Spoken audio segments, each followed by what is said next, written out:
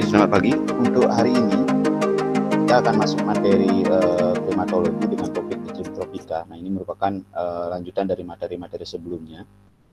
Ya, di dalam iklim tropika ini akan lebih membahas sebenarnya bagaimana karakteristik iklim ya di wilayah tropika yang mungkin di dalam materi klasifikasi iklim itu sudah dibahas tentang beberapa klasifikasi iklimnya. Salah satunya adalah iklim tropis, di mana merupakan suatu kondisi iklim yang berada di wilayah sekitar ekuator, ya. Jadi di wilayah antara 23,5 derajat lintang utara sampai dengan 23,5 derajat lintang selatan. Nah, kira-kira akan ada mungkin sekitar 4 hal yang akan kita bahas pada hari ini. Pertama, kita akan coba melihat bagaimana batasan dari iklim wilayah iklim tropika tersebut. Jadi dari segi wilayah itu di mana saja, gitu ya. Kemudian nanti kita juga akan lihat juga di yang bagian kedua, ya, cuaca dan iklim di wilayah tropis. Ya, kita lihat karakteristiknya seperti apa. Kemudian nanti di bagian ketiga itu ada juga gangguan-gangguan cuaca di wilayah tropika. Mungkin nanti ada tipe iklim di wilayah tropika, dan baru terakhir itu adalah sesi diskusi. Ya. Nah, ini merupakan batasan wilayah tropika. Jadi saya pikir Anda sudah semua memahami bahwa tropika itu merupakan suatu tipe iklim yang berada di wilayah sekitar ekuator. Ya, jadi sekitar 23,5 derajat lintang utara sampai dengan 23,5 derajat lintang selatan. Ya, jadi kalau misalkan Anda perhatikan di gambar sebelah kanan ini, ya, di gambar sebelah kanan ini kira-kira antara 23,5 derajat lintang utara sampai dengan 23,5 derajat lintang selatan. Nah, ini merupakan wilayah yang memiliki karakteristik iklim tipe iklim tropika. Jadi di sini dilihat 23,5 derajat lintang utara itu disebut dengan Tropic of Cancer, ya, ke atas utaranya. Kemudian di bagian selatan itu disebut dengan Tropic of Capricorn, ya, 23,5 derajat lintang selatan. Ya. Jadi kalau misalkan Anda ingat lagi bahwa wilayah ini merupakan wilayah batas utara dan selatan dari gerak semu matahari. Ya, kalau Anda ingat di sini tanggal 23 Maret itu matahari berada di seakan-akan berada tegak lurus di ekuator. Nah, kemudian dia bergerak ke utara sampai bulan Juni, ya, sekitar 23 Juni. Kemudian nanti Juni, Juli, Agustus, bulan September dia kembali lagi ke ekuator. September, Oktober, November, Desember dia berada di selatan ekuator, dan kembali lagi bulan Maret. Ya, jadi di sekitar daerah tersebut. Nah, kemudian kalau lihat dari peta ini, maka daerah iklim tropika ini itu akan berada di benua-benua Amerika, ya, Asia, Afrika, dan Australia. Jadi di benua Amerika dia akan memiliki beberapa wilayah yang termasuk dalam iklim tropika, ya, kemudian Asia termasuk Indonesia, kemudian Afrika dan Australia. Jadi kalau Anda perhatikan di sini, satu benua yang tidak memiliki tipe iklim tropika adalah benua Eropa. Jadi ada 4 benua yang memiliki iklim tropika, yaitu Amerika, Asia, ya, Afrika, dan Australia. Dan kemudian kalau dilihat di masing-masing wilayah, itu tidak semua daerah yang terletak di wilayah ini itu juga memiliki tipe iklim tropika. Ya, ada beberapa yang karena karakteristik lokal, tipe iklimnya mungkin bukan tipe tropika, ya, secara lokal. Sebagai contoh di Indonesia, misalkan di Papua itu Pegunungan Jayawijaya, nah itu memiliki tipe iklim yang berbeda. Kenapa? Karena memang kondisi lokalnya itu berbeda, ya, dia memiliki ketinggian tertentu di mana karakteristik iklimnya itu berbeda dengan karakteristik iklim tropis secara umum. Nah, itu yang terkait dengan batasan wilayah. Nah, kemudian kita lihat masing-masing bagaimana kemudian cuaca dan iklim tropika karakteristik masing-masing, misalkan bagaimana kondisi atmosfernya, ya, bagaimana radiasi surya yang diterima, kemudian bagaimana suhu dan lain sebagainya. Nah, kita akan bahas pada bagian selanjutnya. Nah, untuk yang pertama, misalkan untuk keadaan umum atmosfer.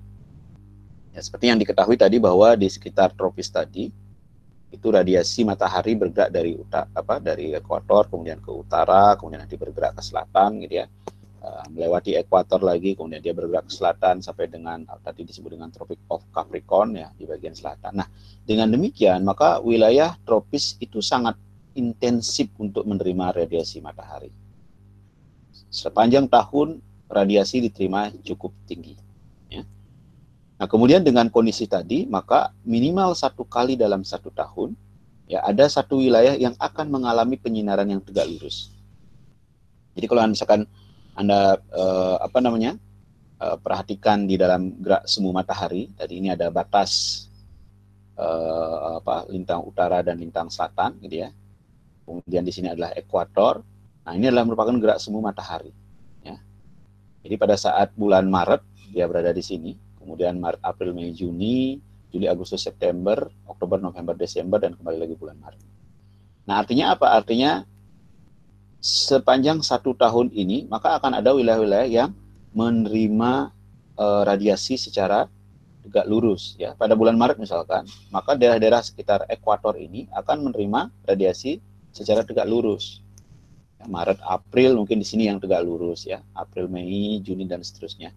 Juni misalkan daerah yang berada di sekitar 23,5 derajat lintang utara, itu akan menerima radiasi yang tegak lurus. Ya, demikian juga seterusnya, ya, Juni, Juli, dan seterusnya. Nah, paling tidak, di sana dikatakan 1 kali dalam 1 tahun. Jadi, wilayah ini 1 kali dalam 1 tahun dia akan menerima radiasi secara vertikal, ya, secara tegak lurus. Nah, kemudian di sini itu bisa jadi dia 2 kali dalam 1 tahun dia menerima radiasi secara tegak lurus. Nah, kemudian akibat dari penerimaan radiasi yang cukup tinggi, maka suhu itu akan memiliki nilai yang lebih tinggi dibandingkan dengan daerah-daerah lain, khususnya daerah-daerah yang yang berada di lintang tinggi, gitu ya. Jadi kalau misalkan daerah-daerah tersebut berada di lintang lebih dari misalkan 30 derajat dibandingkan dengan suhu di daerah tropis, maka daerah tropis akan memiliki suhu yang lebih tinggi. Nah, itu kira-kira untuk keadaan atmosfer. Nah, kemudian berikutnya tentang radiasi surya.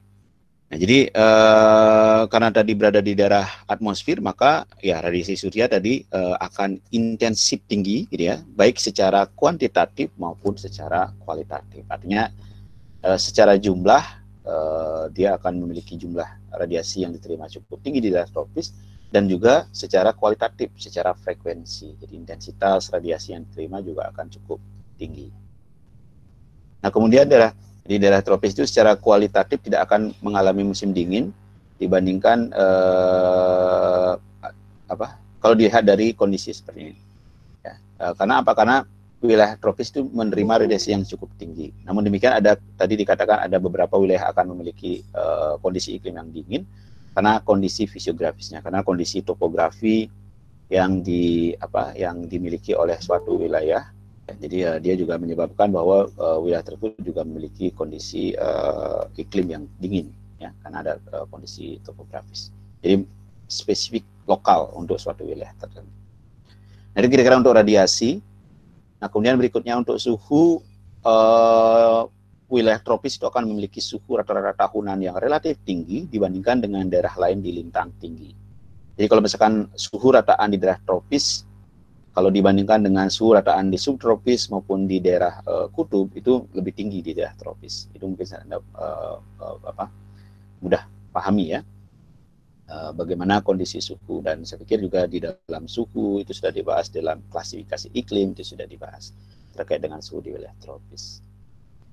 Nah, kemudian kisaran suhu diurnal di daerah tropis lebih besar dibandingkan dengan kisaran suhu musiman. Nah, ini maksudnya diurnal ini kan hari per hari, gitu ya. Jadi siang dan malam selama 24 jam.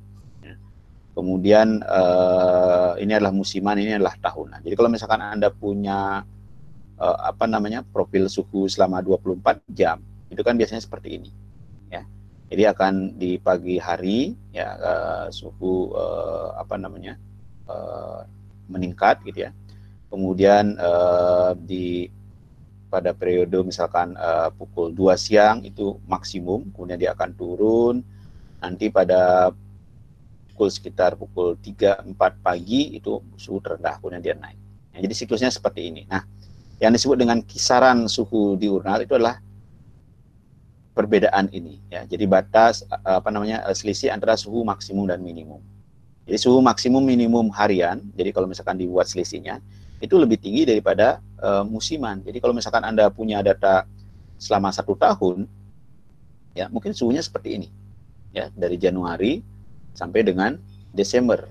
Jadi kalau misalkan selisih suhunya ya, antara suhu maksimum dan minimum untuk Januari sampai dengan Desember itu mungkin tidak terlalu besar, tapi perbedaan suhu atau suhu maksimum dan minimum dalam satu hari itu akan lebih besar.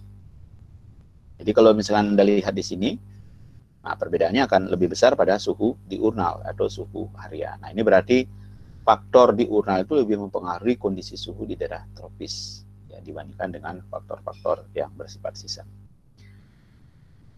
Nah itu kira-kira tentang suhu. Jadi secara rataan dia lebih tinggi, kemudian secara fluktuasi diurnal dia akan lebih tinggi dibandingkan dengan musiman.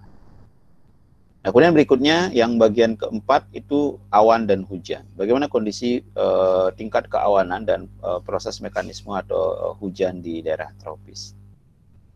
Nah kalau Anda lihat secara umum presipitasi itu akan terjadi itu lebih besar ya, dibandingkan dengan evaporasi dan evapotranspirasi.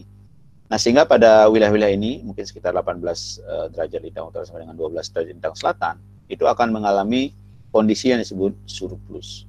Ya, jadi kalau misalkan Anda lihat ini profil, misalkan ini adalah presipitasi, ya, kemudian ini adalah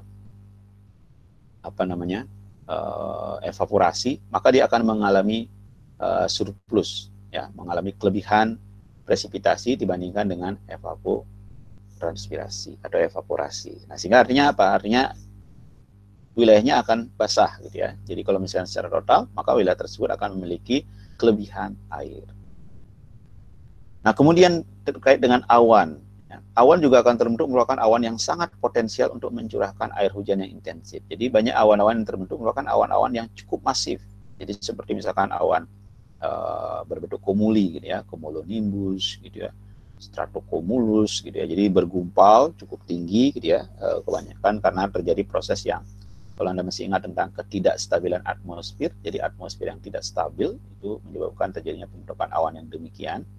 Nah, sehingga dengan demikian curah hujan yang terjadi di wilayah tropis juga akan cukup tinggi.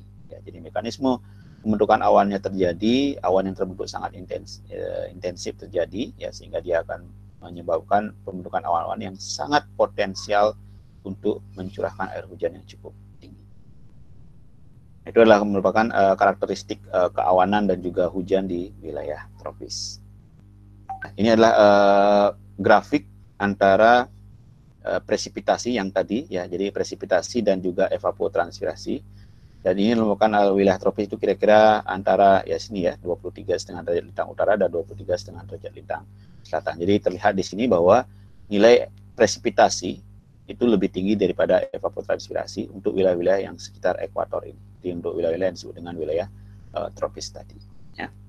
Sedangkan daerah-daerah lain itu adalah sekitar subtropis, ada beberapa wilayah yang memiliki daerah yang evapotranspirasi itu lebih tinggi dibandingkan dengan presipitasi. Nah, kalau misalkan ET-nya lebih tinggi, ya kalau misalkan evapotranspirasi lebih tinggi dari presipitasi, maka wilayah ini akan menjadi wilayah yang kering karena lebih banyak air, potensi air yang diuapkan dibandingkan dengan air yang diterima. Nanti kembali lagi di daerah mendekati gurun itu daerahnya terbalik ya, presipitasi juga akan lebih tinggi dibandingkan dengan evapotranspirasi.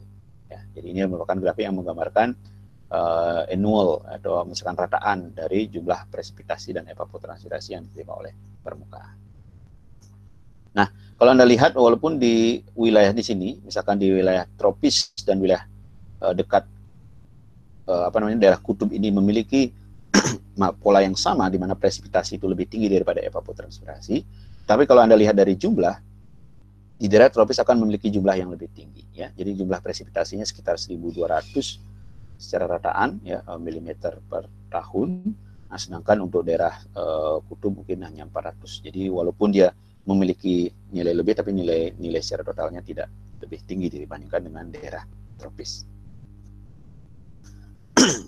Nah, kemudian kita lihat sirkulasi di daerah tropis. Nah, ini mungkin Anda sudah lihat di bagian angin ya tentang sirkulasi di.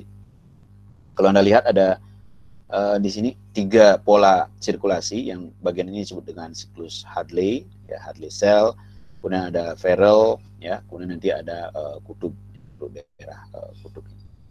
Jadi ada 3 sirkulasi ini. Nah, kalau Anda perhatikan daerah-daerah di daerah ekuator itu Anda perhatikan ini adalah daerah ekuator, maka angin akan bergerak dari utara, di belahan bumi utara itu bergerak dari utara ke selatan, dari belahan bumi selatan bergerak dari selatan ke utara. Ya, kalau Anda masih ingat di utara itu udara akan bergerak, kalau Anda menghadap ke ekuator maka udara akan berbelok ke arah kanan. Kalau misalkan Anda berada di selatan ekuator maka udara berbelok ke arah kiri. Ini terjadi karena akibat adanya rotasi bumi. Ya. Nah, sehingga kalau misalkan ini lihat secara potongan melintang seperti ini, maka akan ada gerakan udara bergerak dari sini. Ya. Kemudian dia bergerak ke atas, kemudian nanti kembali lagi dan seterusnya. Nah, sehingga di daerah sini itu terjadi pembentukan awan yang sangat intensif. Ya. Jadi di dekat ekuator itu terdapat pertemuan dua angin. Nah, ini yang disebut dengan angin pasat. Jadi angin pasat dari timur laut, ya, dari utara ini karena dia bergerak dari utara ke selatan kemudian belok ke kanan, maka udara itu datangnya dari timur laut. Ya, sedangkan dari sini itu bergerak dari selatan kemudian ke utara, maka angin ini datangnya dari tenggara. Jadi ada dua pertemuan angin pasat, yaitu angin pasat timur laut dan angin pasat tenggara. Nah, kemudian gaya Coriolis. Anda masih ingat gaya Coriolis ya? Gaya Coriolis itu terjadi karena ada rotasi bumi yang memiliki nilai tinggi di daerah kutub dan memiliki nilai rendah di daerah ekuator. Jadi di ekuator itu memiliki daerah Coriolis yang sangat rendah, nilainya sama dengan 0. Ya. Jadi gaya Coriolis itu akan membelokkan udara tersebut sehingga udara bergerak dari timur laut di belahan bumi utara dan tenggara di belahan utara. Jadi yang tadi ya, jadi karena ada gaya Coriolis, yang tadi ada rotasi bumi, kemudian dia menyebabkan pembelokan arah angin. Udara tadi akan bertemu di daerah ekuator, nah kemudian bergerak ke atas, kembali bergerak ke atas, tadi kemudian terjadi pembentukan awan di sini. Nah, kemudian di beberapa sel itu, jadi kalau misalkan Anda lihat di sini dia akan bergerak, nah kemudian ada transfer di sini. Transfer dia akan bergerak ke daerah lintang yang lebih tinggi, kemudian balik lagi sini. Nah, makanya dari daerah sini, di daerah subtropikal ini biasanya banyak karena terjadi penurunan udara di sini, maka daerah sini umumnya lebih kering. Jadi kira-kira tentang sirkulasi di daerah tropis ya. Kemudian ada juga daerah tropis yang disebut dengan intertropical convergency zone. Ini mungkin Anda sudah paham. Kenapa disebut dengan daerah-daerah konvergensi? Karena apa? Seperti tadi, kembali ke gambar yang tadi, itu ada pertemuan angin pasat.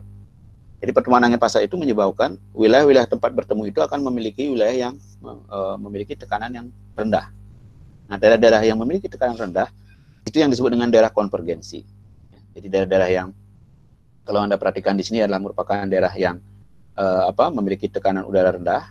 Nah, kemudian kalau di sekitarnya ada udara yang bertekanan tinggi, ya di sini misalkan ada udara bertekanan tinggi, maka udara akan bergerak dari tekanan tinggi ke tekanan rendah. Ya, sesuai dengan hukum gaya, maka dia akan ada gaya gerak. Ini adalah merupakan gaya gradien tekanan, merupakan gaya yang menggerakkan udara untuk pertama kali karena ada perbedaan tekanan ini. Maka udara bergerak dari tekanan tinggi ke tekanan rendah. Nah, sehingga akhirnya apa? Akhirnya udara akan berkumpul di pusat tekanan rendah ini. Nah, daerah tekanan rendah inilah yang disebut dengan daerah konvergensi. Jadi dia konvergen, berkumpul. Nah, karena berkumpul ini maka dia udara tersebut akan bergerak ke atas. Nah, ini akan terjadi di wilayah-wilayah sepanjang ekuator. Nah, itu akan membentuk suatu garis. Jadi kalau misalkan wilayah-wilayah ini dihubungkan, dia akan ada garis yang garis seperti ini. Yang ini, garis ini yang disebut dengan intertropical convergency zone, zona konvergensi antartropis. Ya. Jadi zona konvergensi intertropis ini akan bergerak ke utara selatan ya. Bulan Juli dia bergerak ke utara. Nah, sini adalah daerah-daerah konvergensi, dan bulan Januari dia berada hampir di selatan ekuator. Nah, apa yang terjadi dengan adanya garis atau wilayah ITCZ ini? Jadi ITCZ ini akan menyebabkan wilayah tersebut sangat intensif terjadi pembentukan awan dan akhirnya membentuk hujan. Kenapa? Karena daerah sini menjadi daerah, misalkan daerah sini adalah merupakan daerah konvergensi, maka udara itu akan bergerak ke sana.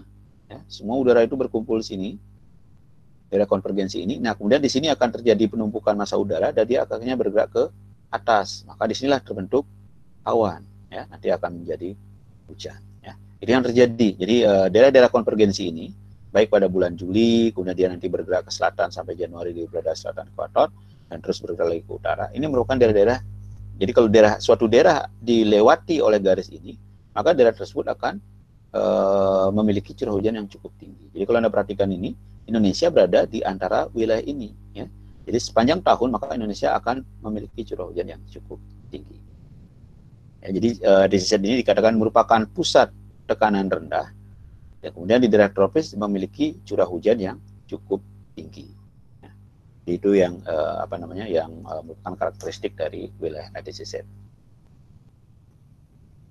Nah, kemudian berikutnya angin pasat. Ya, di wilayah tropis juga ada angin pasat. Jadi dikatakan bahwa ADCZ itu terjadi karena ada pertemuan tadi angin pasat gitu ya. Kemudian dia membentuk pusat-pusat tekanan rendah, kemudian terjadi pembentukan awan dan seterusnya. Nah, kemudian kalau lihat definisi apa yang dimaksud dengan angin pasat? Jadi angin pasat itu adalah angin yang berhembus dengan kecepatan konstan dan juga terus-menerus dari arah dan lintasan yang sama. Jadi kalau tadi angin pasat itu ada angin pasat yang disebut dengan angin pasat timur laut, dan yang kedua disebut dengan angin pasat tenggara. Itu dia akan bergerak konstan terus-menerus itu terjadi. Ya, angin pasat tersebut terus berhembus gitu ya dengan kecepatan yang hampir konstan, dan kemudian dia juga datang dari arah yang hampir sama, ya, dan juga lintasan yang dilalui juga sama dalam skala yang cukup besar. Nah, mengapa angin pasat ini muncul? Gitu ya. Jadi kalau misalkan Anda kembali lagi ini misalkan garis ADCZ tadi. Nah, pada saat ADCZ ini terbentuk, maka dia akan terbentuk pusat-pusat tekanan rendah. Nah, pusat-pusat tekanan rendah ini akan mengumpulkan massa udara, maka massa udara tadi yang ada di pusat tekanan rendah ini itu akan terkumpul dan akhirnya dia bergerak ke atas untuk membentuk awan tadi. Jadi pada saat udara bergerak ke atas, maka di sini akan terjadi kekosongan, ya, terjadi kekosongan. Nah, untuk mengisi kekosongan itulah maka muncullah bergerak angin. Ya. Jadi angin dari timur laut tadi dan angin pasat dari tenggara. Jadi angin pasat tadi ini berhembus untuk menggantikan udara di daerah ADCZ yang bergerak naik. Jadi udara di ADCZ ini bergerak naik, maka terjadi kekosongan. Nah, ini digantikan oleh angin pasat. Nah, itu kira-kira ya kenapa angin pasat itu muncul. Nah, apa pengaruhnya angin pasat itu? Nah, itu cukup besar ya untuk di daerah tropis. Karena apa? Angin pasat itu sangat mempengaruhi proses pembentukan iklim di daerah tropis. Karena sirkulasinya itu berada di wilayah tropis. Jadi angin pasat ini umumnya angin yang bergerak dari tenggara tadi dan juga dari timur tenggara dan timur laut. Ini akan membawa uap air. Dia akan membawa uap air sehingga dikumpulkan di sini. Nah, uap air inilah yang akan nanti terkondensasi untuk membentuk hujan. Ya, sehingga angin pasat ini sangat besar pengaruhnya dalam mekanisme bagaimana pembentukan iklim atau memberikan karakteristik iklim untuk wilayah tropis. Nah, selain angin pasat ada juga angin monsun. Nah, apa beda angin pasat dengan angin monsun? Jadi kalau angin pasat itu dalam skala besar dia bergerak akibat ada untuk mengisi kekosongan dari daerah tekanan rendah di ADCZ tadi. Dia bergerak konstan, dia kecepatan konstan, kemudian melewati lintasan yang sama, ya, dan juga dia memiliki arah yang sama, ya. Nah, sedangkan angin monsun ini sebenarnya hampir mirip mekanismenya dengan angin darat dan angin laut, tapi dalam skala besar. Jadi kalau angin darat dan angin laut, ya, misalkan angin darat, angin laut itu kan Anda sudah paham ya, ini adalah bukan daratan, kemudian ini adalah lautan. Maka pada siang hari, ya, misalkan pada siang hari di mana ada radiasi matahari, itu akan menyebabkan suhu di daratan itu akan lebih tinggi daripada di lautan. Kenapa lebih tinggi? Karena kapasitas panas yang lebih rendah sehingga dia menerima panas yang lebih tinggi, menerima panas yang sama, tetapi dia menyebabkan suhu meningkat lebih tinggi. Nah, dengan suhu yang lebih tinggi maka tekanan akan lebih rendah, ya, sehingga pada siang hari udara itu akan bergerak dari laut ke darat. Nah, ini disebut dengan angin laut. Ya. Nah, hal berbeda terjadi pada malam hari, itu akan terjadi pergerakan udara dari darat ke laut. Nah, ini disebut dengan angin darat dan angin laut dalam skala kecil. Nah, tetapi kalau misalkan angin monsun ini dalam skala besar, jadi ada benua, ya, dan samudra, ya, di wilayah laut yang cukup besar. Nah, kemudian perbedaan terjadi adalah perbedaan musim. Jadi pada musim di mana radiasi musim panas, maka daratan atau benua ini akan memiliki rataan suhu yang lebih tinggi. Nah, sehingga bergeraklah angin, ya, dari laut ini ke daratan atau ke benua tadi. Nah, kemudian sebaliknya pada musim berikutnya, maka dia bergerak dari daratan ke lautan atau samudra ini. Ya. Jadi angin laut dan angin darat dalam skala besar. Sangat dipengaruhi oleh musim. Dia akan dimana oleh musim. Jadi musim panas, ya, di sini lebih panas, maka udara bergerak dari laut ke darat.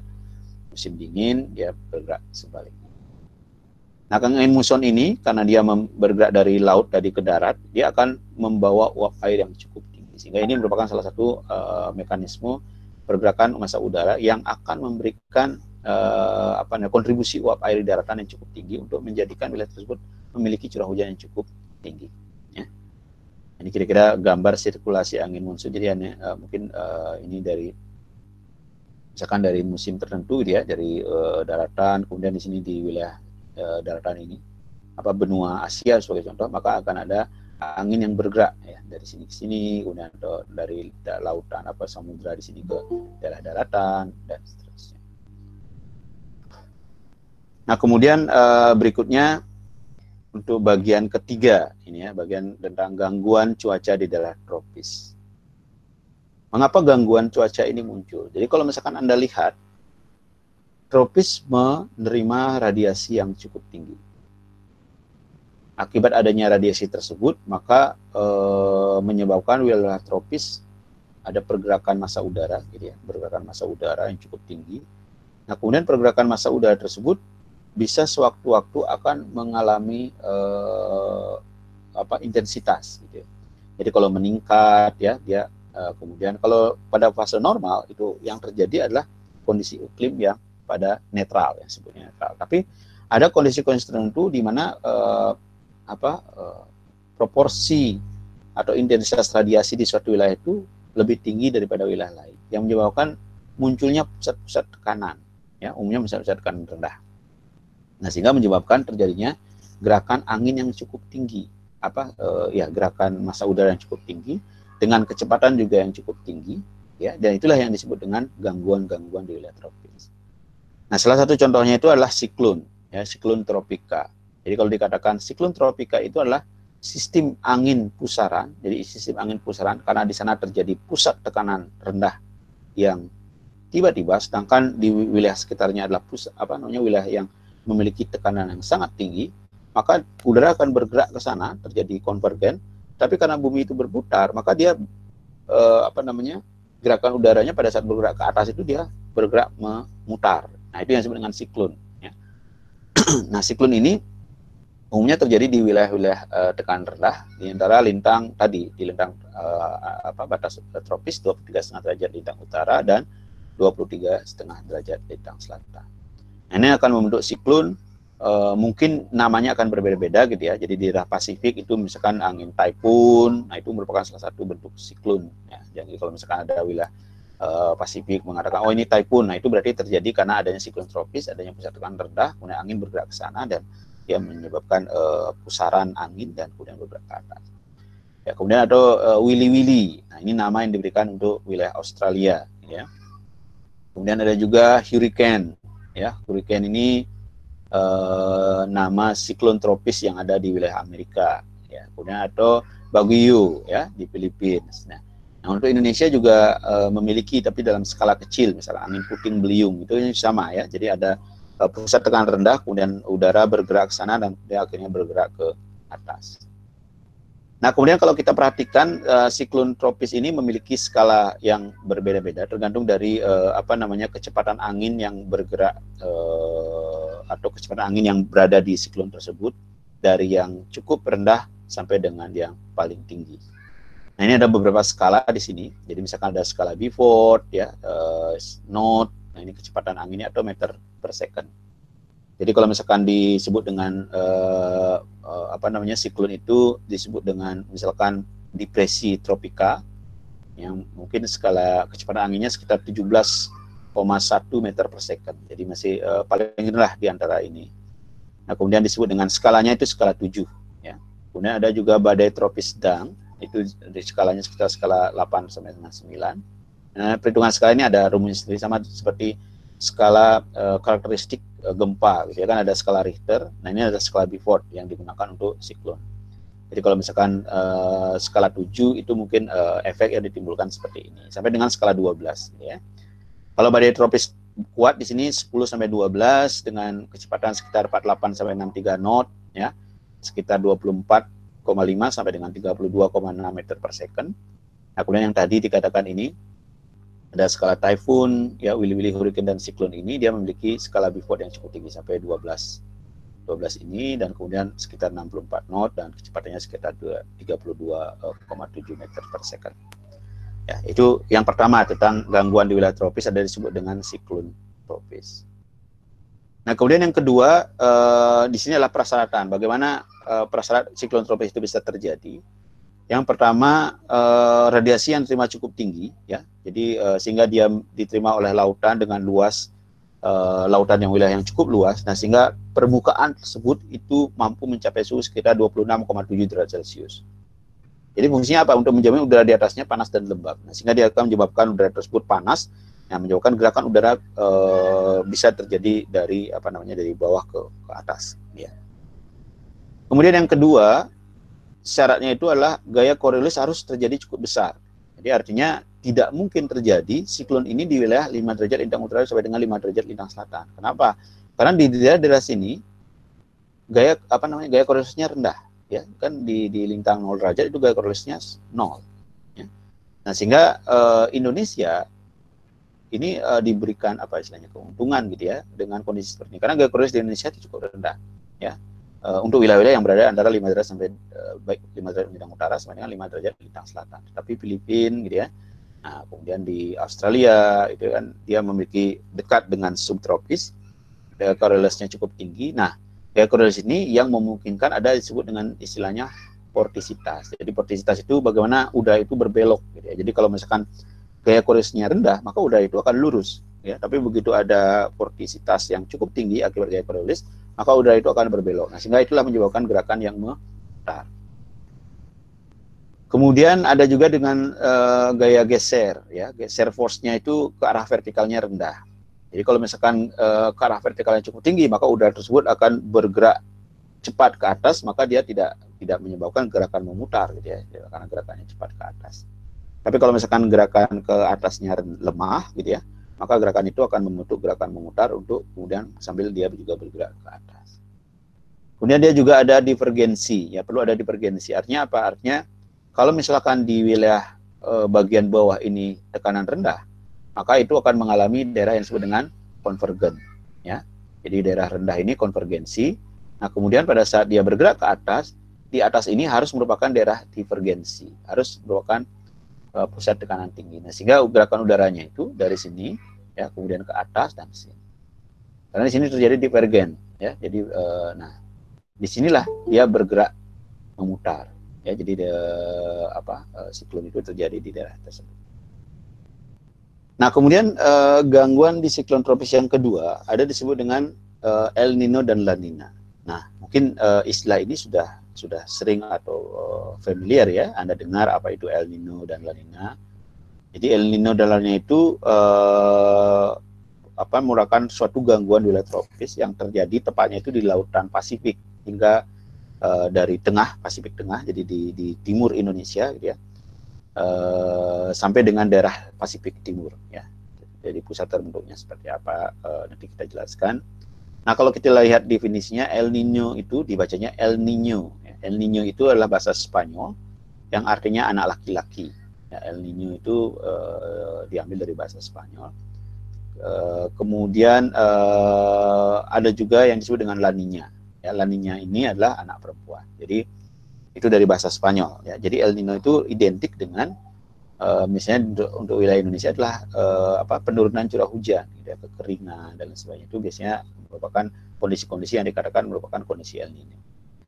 Sedangkan La Nina adalah kondisi di mana curah hujan yang meningkat. Nah, bagaimana mekanisme itu terjadi? Jadi El Nino itu merupakan fenomena yang meningkatnya suhu muka laut di Samudra Pasifik, sehingga menyebabkan terjadinya pergeseran pusat-pusat tekanan tadi ya, sehingga yang harusnya hujan jatuh di Indonesia itu bergeser ke arah timur. Nah, kemudian kalau La Nina itu sebaliknya ya, kondisi berlawanan dengan El Nino, yaitu fenomena turunnya suhu di permukaan laut di Samudra Pasifik sehingga menjadi suhunya lebih rendah di kawasan. Nah, ini kalau Anda lihat gambar di sini, ini gambar yang bagian kanan, ini yang pertama adalah kondisi normal. Kemudian ini kondisi La Nina, inilah kondisi El Nino. Nah, pada saat kondisi normal, jadi kalau Anda perhatikan, pada kondisi normal itu harusnya,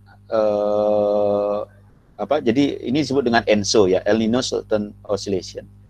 Jadi El Niño ini ada 3 fase, ya. Fase normal ini fase 1, ya. Kemudian nanti ada fase La Nina disebut dengan fase 2. Nah, kemudian fase yang ketiga itu adalah El Nino. Jadi ini fase, artinya apa? Artinya fase-fase ini bisa berbalik. Jadi normal, La Nina, kemudian bisa El Nino, dari El Nino bisa La Nina lagi, bisa normal dan seterusnya, ya. Atau dari El Nino, dari normal ke El Nino, kemudian dari ke La Nina, El Nino lagi dan seterusnya. Nah, ini biasanya akan terjadi secara siklus, maka disebut dengan gangguan tropis, ya. Nah, kalau Anda perhatikan gambar ini adalah merupakan kondisi normal. Jadi kondisi normal itu pada saat ada radiasi yang diterima, ya. Jadi radiasi yang diterima oleh wilayah ini adalah wilayah Samudra Pasifik, ya. Dia menerima radiasi.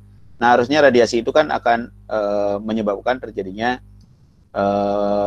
pusat tekanan tinggi, ya. Pusat suhu yang cukup tinggi.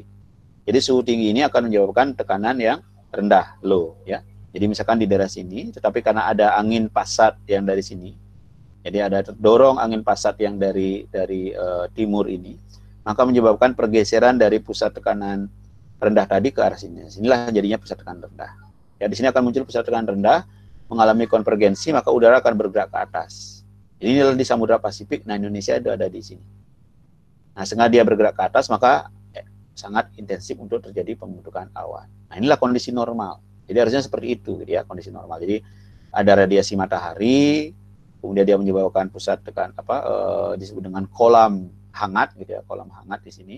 Nah, kemudian akan terdorong oleh angin pasat, maka kolam hangat ini bergeser ke arah barat, akan terbentuk pusat tekanan rendah di sini, kemudian di sini menyebabkan terjadinya pengangkatan massa udara, maka akan terbentuk awan. Nah, itu yang terjadi untuk kondisi normal. Inilah fase pertama. Fase berikutnya itu disebut dengan kondisi La Nina. Jadi kondisi La Nina atau disebut dengan fase normal yang diperkuat. Artinya apa? Artinya kalau fase normal seperti ini, ya, fase normal seperti ini, tetapi akan terjadi angin pasat yang lebih kuat, ya. Jadi yang harusnya mungkin pusat tekanan rendah ada di sini, tapi terdorong oleh adanya angin pasat yang lebih kuat di sini. Nah, sehingga pusat tekanan rendah ini terdorong ke arah barat. Jadi terdorong ke arah barat. Nah, sehingga apa yang terjadi dengan terdorongnya pusat tekanan rendah ke arah barat, itu menyebabkan pergeseran pusat tekanan rendah dan akhirnya berdampak di wilayah Indonesia. Ya, jadi kalau misalkan seperti ini kan hujan jatuh di sini, jadi wilayah Indonesia akan mengalami curah hujan yang normal. Tetapi karena pusat rendah ini bergeser ke arah barat, maka wilayah Indonesia akan memiliki pusat tekanan rendah dan akhirnya dia memiliki mekanisme pengangkatan massa udara. Nah, sehingga curah hujan itu akan sangat intensif terjadi di wilayah Indonesia. Maka pada kondisi La Nina seperti ini, wilayah Indonesia ini akan memiliki curah hujan yang lebih tinggi dari fase normal. Ya, karena diberikan tadi dorongan yang menyebabkan pusat tekanan rendah, sehingga curah hujan akan lebih tinggi terjadi di sini. Nah, sehingga identik kalau misalkan kondisi La Nina itu di wilayah Indonesia akan terjadi apa? Banjir, gitu ya, curah hujan cukup tinggi, jauhan tanah longsor dan sebagainya. Sedangkan daerah-daerah lain di sini akan kering, ya, berbeda. Jadi La Nina itu tidak semua wilayah di bumi itu akan memiliki curah hujan yang tinggi. Nah, Indonesia akan memiliki curah hujan yang cukup tinggi. Nah, kemudian fase yang ketiga itu disebut dengan fase El Nino. Apa yang terjadi dengan El Nino? Nah, kalau tadi di La Nina itu gerakan angin pasat ini diperkuat sehingga menyebabkan pergeseran itu ke arah barat. Nah, kalau El Nino sebaliknya. Jadi El Nino itu angin pasatnya justru lemah. Ya, akibat angin pasat yang lemah tadi, maka pusat tekanan rendah pada fase normal yang ada di sini itu bergeser ke timur. Jadi karena dia didorong angin pasat itu cukup rendah, maka ini bergerak ke timur. Ya, pusat tekanan rendah. Nah, sehingga pusat tekanan rendah yang harusnya ada di sini sekarang bergeser dan bisa jadi dia akan berada di sini. Nah, disinilah dia menjadi pusat tekanan rendah. Nah, sehingga gerakan anginnya mungkin akan seperti ini, jadi ke atas, gitu. Jadi disinilah yang bergerak ke atas. Nah, apa dampaknya misalkan untuk Indonesia? Jadi pusat tekanan rendah tadi bergeser ke timur dan di sini ada angin juga yang bergerak ke sini. Ya, sehingga di sini sangat intensif curah hujan dan curah hujan yang harusnya jatuh di Indonesia itu akan bergeser ke timur. Ya, bergeser ke timur dan akhirnya kembali lagi di sini. Nah, di sini akan bisa menyebabkan daerah yang intensitas hujannya kering, gitu ya. Jadi El Nino itu, kalau misalkan kondisi El Nino ini terjadi pada musim kemarau di Indonesia, maka kemarau tersebut akan makin kering. Ya, Jadi kalau misalkan El Nino terjadi pada musim kemarau, maka kemarau tersebut akan makin kering. Tetapi kalau El Nino terjadi pada musim hujan di Indonesia, maka curah hujan yang terjadi lebih rendah. Jadi penurunan curah hujan. Jadi bukan selalu El Nino itu identik dengan kekeringan, tapi El Nino itu terlihat musimnya. Kalau misalkan terjadi pada musim kemarau, maka dia akan berdampak lebih kemarau. Tapi kalau terjadi dari musim hujan, maka curah hujan itu akan lebih rendah ya dibandingkan kondisi normal. Nah, itu kira-kira terjadi. Jadi ini ada 3 fase El Nino, yang pertama adalah normal, ya, kemudian La Nina, baru yang ketiga El Nino. Ya, dan bisa dipahami ya. Baik, kemudian yang berikutnya adalah ini bagian yang keempat ya, tentang tipe iklim di wilayah tropis. Ya, seperti yang dibahas di mungkin minggu lalu ya tentang klasifikasi iklim, bahwa tipe iklim di wilayah tropis itu sebagian besar merupakan tipe iklim panas. Jadi suhu yang cukup tinggi ya, yang kalau misalkan menurut Köppen itu merupakan tipe iklim A. Karena apa? Karena suhu rata-rata itu di atas 18 derajat Celcius. Ya, mungkin penjelasan yang diberikan itu sudah cukup jelas ya bagaimana mengklasifikasikan iklim. Namun demikian, berdasarkan curah hujannya, beberapa wilayah di daerah tropis itu bisa dibagi menjadi 3 wilayah. Jadi ada yang disebut dengan nanti iklim tropika basah, ya, jadi AF. Nah, ini berdasarkan curah hujan. Kemudian ada iklim tropika basah dan kering, jadi AM, AW, termasuk juga BS. Dan kemudian ada juga yang nanti tipe iklimnya berupa tipe iklim tropika, ya, gurun tropika. Nah, kemudian kita coba lihat satu persatu. Misalkan tipe iklim tropika basah ini umumnya daerah-daerah yang terletak di lintasan ATCZ, ya, termasuk di Indonesia juga memiliki tipe iklim yang iklim tropika basah. Curah hujan tahunannya cukup tinggi, sekitar mungkin lebih dari 2000 mm per tahun. Ya, itu adalah karakteristiknya. Jadi ada ATCZ, ini kata kuncinya. Kemudian curah hujan lebih dari 2000 mm. Nah, kemudian tropika basah itu juga sering dihubungkan dengan wilayah-wilayah yang memiliki hutan hujan tropis, gitu ya. Jadi hutan lebat, kemudian dia hijau sepanjang tahun, ya, dan umumnya di dataran rendah, jadi kurang dari 100 meter TPL, ya. Jadi karakteristiknya adalah hutan yang lebat, jadi hutan hujan tropis dan kemudian hijau sepanjang tahun. Nah, hutan hujan tropis itu memiliki karakter bahwa radiasi di bawah kanopi atau di bawah tajuk tanaman itu cukup rendah. Kenapa? Radiasi yang diterima di hampir kanopi itu hampir menutup semua kawasan atau wilayah hutan itu, sehingga radiasi yang diterima itu hanya sampai di permukaan kanopi, ya, tidak di bawah kanopi. Maka bawah kanopi akan cukup rendah. Nah, itulah salah satu karakter. Nah, kemudian hujan juga terjadi mungkin hujan badai gitu ya, disertai petir, kemudian awan yang terbentuk adalah awan cumulus gitu ya, yang kemudian terjadi akibat adanya proses konveksi yang intensif tadi, kemudian pada siang hari akan berkembang menjadi cumulus towering, jadi ada cumulonimbus gitu ya, jadi awan yang cukup besar dan berkembang secara vertikal, nah sehingga dia menyebabkan hujan-hujan yang terjadi adalah hujan lebat dan disertai dengan petir yang atau thunderstorm. Nah, itulah karakteristik di tipe iklim tropika basah. Kemudian yang kedua, iklim tropika basah dan kering atau kategorinya itu adalah AM, AW, dan BS. Ya. Nah, ini berada di sama tadi daerah tropika basah dan kering itu antara hutan hujan tropik, hutan lebat dan hijau di daerah tropik basah dan disebut dengan daerah hutan hujan tropika. Nah, ini antara 23,5 derajat lintang utara dan lintas selatan. Ini merupakan daerah-daerah yang memiliki iklim tropika basah dan kering. Hampir sama ya, tropika basah juga hutan hujan lebat sepanjang tahun ya. Tapi di sini yang membedakan adalah dia memiliki pola hujan yang jelas dibandingkan dengan AF tadi. Jadi AM, AW, dan ABS itu pola hujannya cukup jelas ya. Jadi kalau misalkan AF itu kan hujan, badai dan sebagainya itu mungkin pola hujan tahunannya jadi tidak bisa diidentifikasi secara jelas. Nah, tapi di sini cukup jelas. Jadi kalau misalkan musim kemaraunya itu sudah pasti di bulan misalkan Maret, kalau di selatan ekuator mungkin Maret atau April sampai dengan September, itu sudah jelas. Tapi kalau misalkan hutan hujan tropis jadi yang AF itu mungkin akan bergeser ya, sehingga dia tidak terlalu dapat diidentifikasi mana musim hujan dan musim kemarau termasuk pola hujan. Nah, kemudian daerah ketiga disebut dengan daerah gurun ya, dengan kategori BW di sini. Jadi kalau misalkan Anda lihat luasan gurun itu secara total itu 1/4 luasan dari bumi ya, dan sebagian besar terletak di daerah tropika.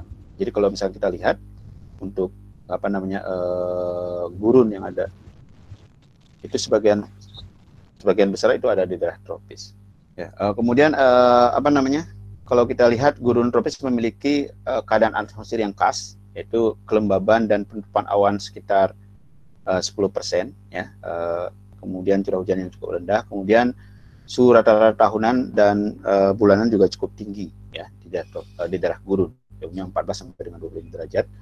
Nah, kemudian gurun tropik dikendalikan oleh stabilitas atmosfer yang di atasnya disebut dengan subsidence, gitu ya. Jadi kalau misalkan Anda ingat stabilitas atmosfer, kalau misalkan kondisi atmosfer itu tidak stabil, maka udara akan bergerak ke atas, maka efek itu dari pembentukan hujan, gitu ya. Tapi kalau misalkan kondisi atmosfer yang stabil, justru udara itu bergerak turun. Ya. Ini yang subsiden, jadi terjadi penurunan. Jadi pada saat misalkan ini terjadi pengangkatan massa udara, kemudian di sini terjadi pergeseran, gitu ya. Jadi siklus Hadley tadi. Nah, di sini akan terjadi subsiden, jadi penurunan massa udara. Nah, ini merupakan wilayah-wilayah akan memiliki potensi untuk menjadi daerah gurun karena terjadi subsiden. Ya, curah hujan yang rendah, kemudian curah hujan rendah ini juga penyebarannya baik secara waktu dan spasial itu sifatnya lokal, jadi hanya terjadi di wilayah tertentu saja. Nah, sehingga wilayah gurun itu hanya terjadi di wilayah tersebut. Nah, itu kira-kira 3 tipe iklim yang ada di daerah tropis, ya. Jadi kalau misalnya lihat, ini adalah merupakan tropical climate, ya, yang wilayahnya. Jadi sekitar wilayah di sini. Nah, kalau bagi AF itu mungkin wilayah-wilayah di sini bukan AF termasuk di Indonesia, ya, dia termasuk tropical rainforest. Nah, kemudian yang AM itu mungkin di beberapa wilayah Amerika, di Afrika, ya. Kemudian di AW atau AS juga sama, ya, sebagian besar di Australia, di Amerika, di sini juga memiliki tipe iklim yang AW atau AS. Nah, kemudian yang gurun, nah ini yang tadi gurun. Jadi ada wilayah yang tadi yang karena dia merupakan daerah subsidence, kemudian daerah terjadi penurunan massa udara, maka daerah tersebut akan menjadi wilayah yang kering. Baik, itu kira-kira tipe iklim. Dan untuk materi selanjutnya saya pikir cukup, ya. Artinya tadi kita sudah bahas tentang bagaimana iklim tropika. Kemudian berikutnya bagaimana tentang mekanisme pembentukan atau karakteristik cuaca di wilayah tropis, kemudian bagaimana gangguan-gangguan yang ada di wilayah tropis yang disebut dengan iklim tropika, dan juga yang terakhir dari tentang tipe iklim tropika. Nah, kemudian sesi berikutnya adalah diskusi. Mungkin diskusi ini jika ada pertanyaan silakan, tapi paling tidak tadi kita sudah bahas. Pertama adalah tentang definisi dan cakupan wilayah tropis. Ini ada yang ingin ditanyakan, jadi nanti Anda bisa lihat kembali, ya, definisi dan cakupan wilayah tropis. Mungkin ada yang ditanyakan untuk topik ini? Maaf, Pak. Ya. Kalau puting beliung itu penyebabnya kenapa, ya, Pak? Yang terjadi, jadi ada pusat tekanan rendah yang akibat adanya, itu diawali dengan adanya radiasi matahari yang cukup tinggi. Nah, kemudian terbentuk pusat tekanan rendah di suatu wilayah yang sifatnya lokal. Nah, kemudian terjadi pusat tekanan rendah itu akan menjadi konvergensi, tapi sifatnya lokal. Ya, dia tidak terlalu luas, gitu ya. Nah, itu yang menyebabkan pergerakan udara dari wilayah sekitarnya ke wilayah tersebut, dan kemudian terjadi pengangkatan massa udara. Nah, itu yang menyebabkan puting beliung. Terjadi gerakan memutar, dia bergerak seperti siklon, tapi skalanya lebih kecil. Ya. Itu jadi dan itu hanya terjadi biasanya umumnya di kondisi pancaroba, jadi perpindahan dari musim kemarau ke musim hujan. Makasih, ya, Pak. Sama-sama. Ada pertanyaan lain? Izin bertanya, Pak. Ya. Apa yang menyebabkan angin pasat itu mendorongnya kuat dan lemah ketika proses El Niño atau La Niña? Ya, jadi adanya pergeseran tadi, ya, pusat tekanan rendah akibat adanya angin pasat. Nah, angin pasat itu kan angin global, ya, angin global yang terjadi akibat ada radiasi matahari musiman, gitu ya. Jadi mekanismenya itu dari sirkulasi global, ya. Jadi bukan dari spesifik hanya, tapi secara umum itu dipengaruhi oleh adanya radiasi. Jadi radiasi itu akibat adanya gangguan-gangguan penerimaan radiasi, jadi ada misalkan tingkat keawanan secara global dan sebagainya, kemudian ada struktur permukaan yang berubah dan sebagainya. Nah, itu yang menyebabkan akan terakumulasi. Nah, itu akan menyebabkan apakah angin pasat itu cukup kuat atau justru melemah. Nah, kemudian itu kalau Anda lihat El Nino itu adalah merupakan interaksi tidak hanya atmosfer tapi juga oleh lautan. Jadi pada saat gerakan atmosfer itu terjadi, nah itu akan juga mempengaruhi bagaimana sirkulasi laut itu terjadi, gitu ya. Jadi ada apa namanya termohaline dan sebagainya. Nah itu akan, nah jadi angin pasat yang terjadi itu merupakan hasil dari apa namanya faktor tidak hanya radiasi matahari, tapi merupakan interaksi antara permukaan dan juga atmosfer. Ya, jadi penyebabnya cukup banyak gitu ya, tapi yang menyebabkan itu adalah angin pasatnya kadang melemah, kadang normal gitu ya, kadang meningkat dan lain sebagainya. Tapi secara umum biasanya radiasi. Ya. Baik, terima kasih Pak. Ya, sama-sama. Nah, jadi kita sudah bahas definisi ya, dan juga di bagian berikutnya karakteristik atmosfer ya, di daerah tropis bagaimana karakteristik atmosfernya dia nanya lagi. Kemudian bagaimana karakteristik radiasi tadi ya, kemudian suhu, kemudian presentasi di wilayah tropis dan juga bisa. Ada lagi pertanyaan?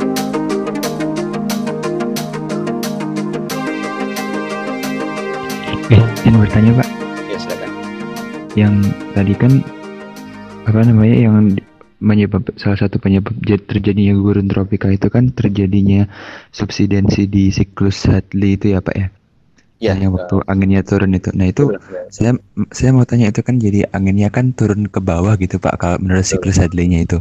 Nah itu kok bisa menjadikan daerah yang diturunin itu jadi gurun gitu? Iya, gimana Pak ceritanya? Ya, jadi itu kan siklus itu kan terjadi lama gitu ya. Dan kemudian kalau udara itu bergerak turun, itu artinya daerah tersebut sangat rendah untuk potensi terjadinya curah hujan.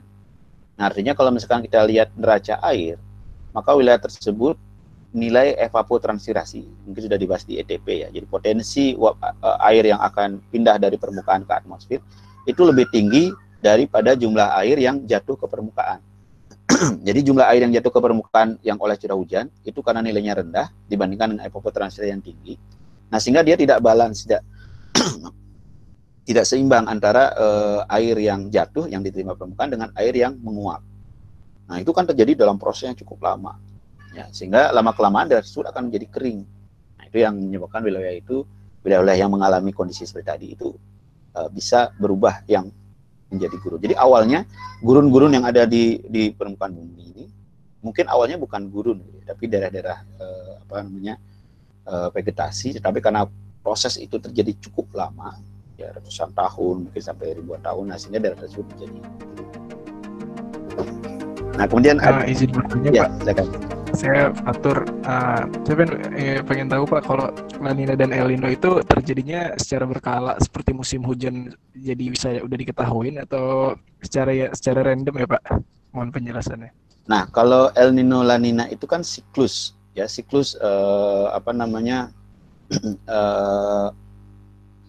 apa istilahnya, berulang gitu ya. Jadi berulang, tetapi berulangnya itu seperti tadi mungkin tidak bisa diidentifikasi bahwa setelah El Nino akan La Nina, setelah La Nina akan normal, setelah normal akan El Nino lagi, tidak seperti itu. Tapi karena ada 3 fase tadi, yang fase osilasi tadi, kan ada dari fase normal atau disebut dengan fase netral, kemudian El Nino dan La Nina. Nah, siklus itu akan bisa diprediksi tergantung nanti ada istilahnya Southern Oscillations Index. Jadi kita lihat dari indeks osilasi selatan itu, kalau indeksnya itu positif, maka dia akan menjadi La Nina gitu ya. Kalau 0 dia akan menjadi normal atau netral. Kemudian kalau misalkan rendah, maka dia akan menjadi El Nino. Tapi 3 siklus itu tidak teratur gitu ya. Jadi normal itu kemungkinan berikutnya itu belum tentu El Nino, belum tentu La Nina, tapi bisa dilihat dari indeks. Ya, jadi dilihat indeks itu kan SOI itu, South Oscillations Index, itu membedakan antara tekanan udara di daerah Tahiti dan Darwin ya di Australia.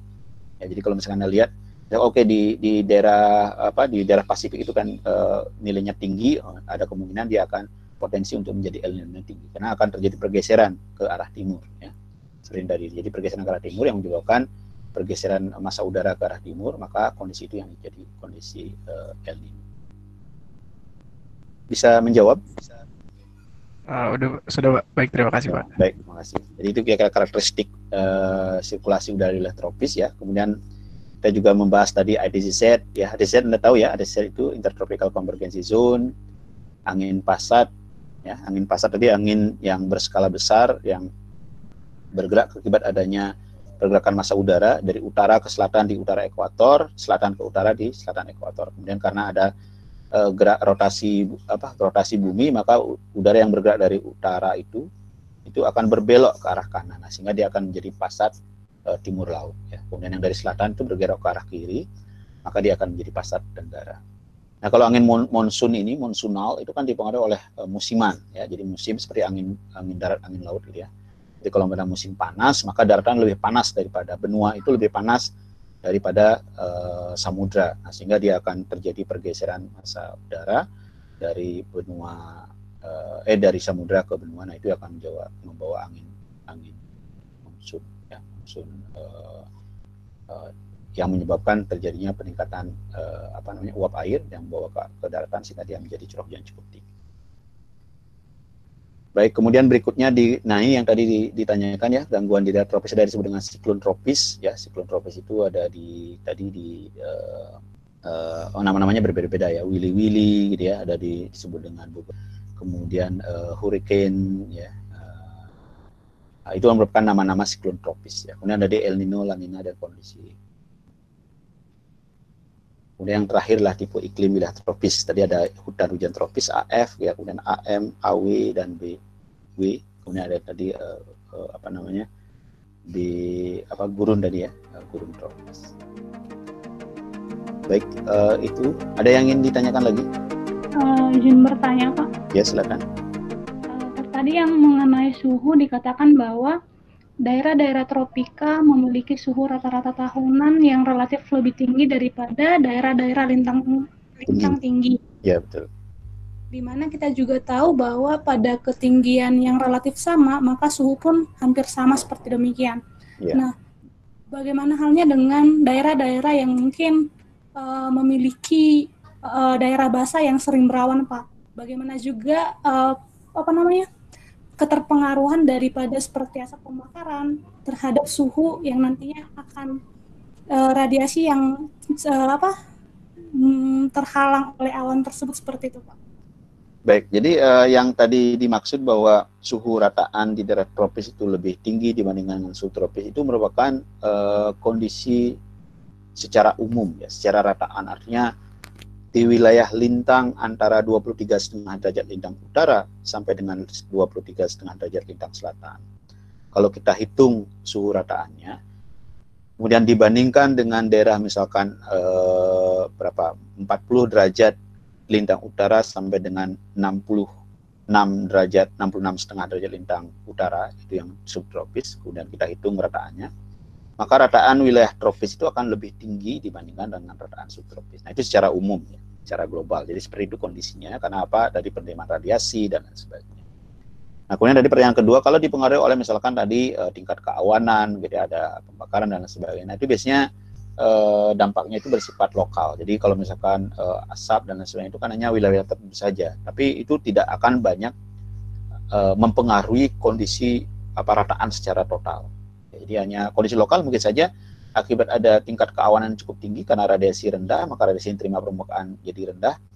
Nah, mungkin bisa akan berubah suhu. Tapi perlu diingat suhu di atmosfer itu tidak dipengaruhi oleh radiasi secara langsung ya. Itu sudah kita bahas kan ya. Jadi suhu di atmosfer itu dipengaruhi oleh radiasi permukaan. Jadi justru dengan adanya awan, justru dengan adanya halangan-halangan seperti tadi